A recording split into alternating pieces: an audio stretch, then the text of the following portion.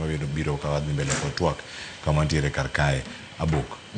Kama ojende nitiere gino ma jatend piny Kenya machon Uhuru Kenyatta oloso kaka jatend piny to loso kod yudhe ma Afrika mangima. Ng'eni jo Kenya en achiel kuom pinje ma bende nigi rowere mathoth ahinya. Bende kirango en achiel kuom pinje ma bende osebedo kanyo kod ng'anyo magalamoro ma bende otele kod jomatindo. Kinde ma gini bire oganda moko ng'omo ginene ka gima en mano mar siayo jende. Adwa wacho weche adek. Ng'eno Uhuru Kenyatta ka wuoyo kata bedo address Africans, youth mag Africans.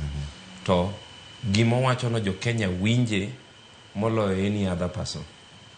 Mokwongo Uhuru ni ema nonyiso wa ni jomoko nitiere Kenya kama thrive when there is chaos.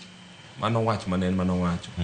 Nyiso niya en be odwa thrive nikech there is chaos somewhere ma oneno ni through that chaos embo the thrive. Either nitie biashache moro ma ok dhi maber somewhere.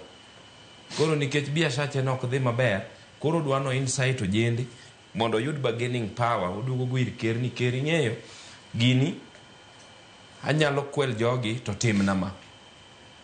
Number 2, mae ker mano wachonwa ni 2 billions lali na day. Ing'eni ka 2 billion lalo odiochieng' achiel kichoke dwe achiel kende no nyalo empower ojende gi. Kendo Uhuru Kenyatta ni mobede ker higni 10. To the same Uhuru Kenyatta makoro kawuono dwano insight ojende ni mae ker masama jo Kenya no rise ka demand electoral justice.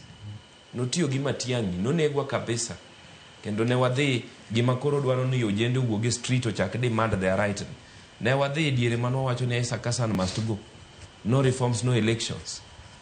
Ng'ani nonego ji seriously. Ena ni okego ne en ng'ama chunye this oweyo ga weche kendo ng'uono ne ji. To kiwacho adier ng'ani nohinyowa kabisa. Tadwa ni ong'e ni jolupo ok wigi owil ni wuongi be nonegowa kobiro Russia.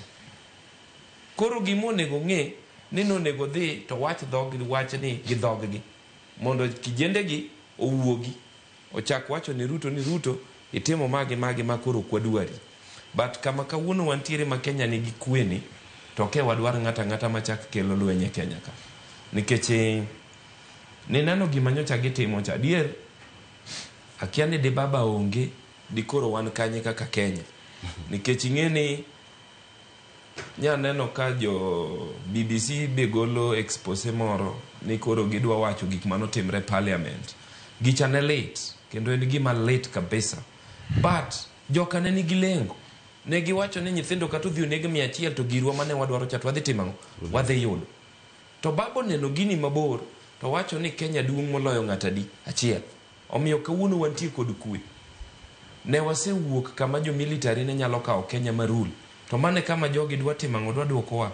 Adier kiyudo ka guok gwe ahinya to nitiere ng'ama sike. Koro kikigo guok many wuongi. Sani koro neno ka koro kwe nitie wuone guogego koro wuoka ne anting'eni ane mana seyo guogegi. Koro guogegi sani koro gin kech. Watamore lweny mang'ani dwano kele Kenya. To kodwano kel lweny to many pinye moro odhi okele lweny. To duogo siemnwa ni to pes mane lal ka to ne ni kuni. To pes go denoger go youth hub moro. Di koro kawuono youth okonyal insight gi. Nikech an empowered youth okinyal oro mondo dhi ndara. Abuk. Iga mabiro, kata higni mabiro, kwa dhi bedo kod studio karka.